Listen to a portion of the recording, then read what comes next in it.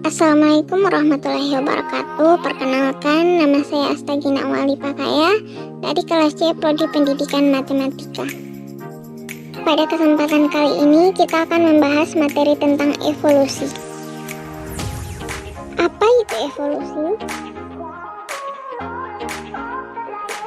Evolusi berasal dari bahasa Latin yakni evolvo, artinya membentang. Pengertian sesungguhnya adalah perubahan berangsur dan pelan. Ada bermacam-macam evolusi, yaitu evolusi zoologi, evolusi astronomi, evolusi biologi, dan evolusi budaya. Ditinjau dari bagian yang mengalami perubahan, evolusi dapat dibedakan menjadi evolusi kosmik dan evolusi organik. Di samping itu ada istilah lain yang dikenal dengan evolusi geologis. Evolusi kosmik merupakan perubahan yang terus-menerus terjadi di alam raya atau evolusi universe. Selanjutnya adalah teori evolusi. Yang pertama adalah teori evolusi Anaximander. Anaximander berpendapat bahwa alam semesta berasal dari apeiron atau yang tak terbatas dalam bahasa Yunani. Selain pendapatnya mengenai alam semesta, Anaximander juga mengemukakan pendapatnya mengenai kedudukan bumi, matahari, bulan, bintang, dan benda luar angkasa lainnya. Selanjutnya adalah teori evolusi Empedocles.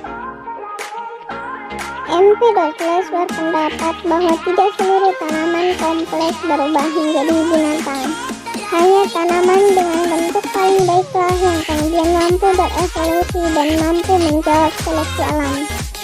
Teori Empedocles ini dikenal juga sebagai teori evolusi bentuk karena memperhatikan bentuk makhluk hidup sebagai salah satu alasan terjadinya evolusi. Selanjutnya adalah teori evolusi George Louis Leakey. Teori evolusi George Louis Leakey didasari atas pandangannya bahwa bumi sudah berusia sangat tua, yakni lebih dari 700 tahun. Selama masa usia itu, makhluk hidup telah ada dan berkembang berdasarkan pergerakan migrasinya. Atas pergerakan itu, makhluk hidup harus beradaptasi dengan lingkungan hidup barunya. Pola adaptasi tersebutlah yang menyebabkan makhluk hidup berevolusi. Salah satu unsur yang menyebabkan evolusi pada suatu makhluk hidup di lingkungan barunya ialah adanya interaksi partikel organik yang memicu terjadinya perubahan pada tubuh makhluk hidup hingga akhirnya berevolusi. Selanjutnya adalah teori evolusi William Paley. Teori dari William Paley dipengaruhi oleh pandangan keagamaan. Menurutnya, keanekaragaman makhluk hidup yang ada di bumi merupakan bukti kebesaran Tuhan Yang Maha Esa. Pandangan itu dikarenakan Paley merupakan penganut hipotesis penciptaan khusus. Baginya, setiap makhluk hidup diciptakan secara bersamaan dan tidak mengalami perubahan bentuk dari bentuk awal ketika diciptakan oleh Tuhan. Selanjutnya adalah teori evolusi Georges Cuvier. Georges Cuvier merupakan ilmuwan pertama yang mencoba mencari tahu titik awal evolusi makhluk hidup berdasarkan temuan fosil. Dari fosil hasil temuannya, Cuvier berpandangan bahwa dalam siklus makhluk hidup telah terjadi peristiwa kepunahan. Ia merujuk pada fosil yang menjadi sumber penelitiannya itu. Berlandaskan temuannya atas fosil dan teori kepunahan, Cuvier mengembangkan teori katastrofi atau bencana alam. Berdasarkan teorinya, dahulu telah terjadi bencana alam secara tiba-tiba seperti banjir besar yang menyebabkan perpindahan satu makhluk hidup ke tempat lainnya. Selanjutnya adalah teori evolusi Darwin. Teori evolusi Darwin tidak pernah mengatakan bahwa manusia berasal dari kera. Pemahaman yang sebenarnya adalah bahwa semua makhluk hidup termasuk manusia kemungkinan memiliki asal-usul yang sama.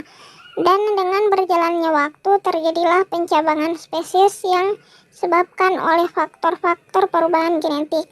Terjadinya ledakan spesies yang pada akhirnya menghasilkan spesies-spesies baru di zaman purba. Tidak begitu saja terjadi dalam rentang waktu yang singkat. Selanjutnya adalah teori evolusi Lamarck. Menurut Lamarck, bagian tubuh makhluk hidup dapat berubah baik ciri, sifat, dan karakternya karena pengaruh lingkungan hidupnya. Jika bagian tubuh dari makhluk hidup selalu atau sering digunakan, maka bagian tersebut makin lama dapat berubah sehingga sesuai untuk digunakan pada lingkungan tersebut. Sebaliknya, bagian tubuh yang tidak pernah atau jarang digunakan lagi maka makin lama akan menghilang atau rudimenter. Bagian tubuh yang telah mengalami perubahan dan sudah sesuai dengan lingkungannya dikatakan bagian yang telah beradaptasi pada lingkungan. Bagian yang telah beradaptasi tersebut memiliki ciri atau karakter yang berbeda dengan aslinya. Dan yang terakhir adalah teori evolusi Neo-Darwinisme. Neo-Darwinisme umumnya digunakan untuk menggambarkan integrasi apapun antara teori evolusi Charles Darwin melalui seleksi alam dan teori genetika Gregor Mendel. Ini sebagian besar mengacu pada teori evolusi pada tahun 1895 untuk kombinasi teori evolusi Darwin dan August Weismann atau 1942 sintesis modern. Tetapi dapat berarti teori baru berbasis Darwin dan Mendelian seperti teori-teori evolusi saat ini. Istilah Neo-Darwinisme menandai kombinasi dari seleksi alam dan genetika, sebagaimana telah dimodifikasi dengan berbagai cara sejak pertama kali diusulkan. Next, bukti evolusi. Terdapat beberapa bukti evolusi diantaranya sebagai berikut. Yang pertama, adanya variasi antar individu dalam satu keturunan. Yang kedua, pengaruh penyebaran geografis. Yang ketiga, ditemukannya fosil di berbagai lapisan batuan bumi. Yang keempat, adanya homologi organ pada berbagai jenis makhluk hidup. Yang kelima, studi perbandingan embriologi. Dan yang terakhir adalah perbandingan biokimia.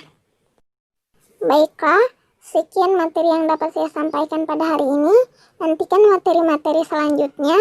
Wassalamualaikum warahmatullahi wabarakatuh. Terima kasih.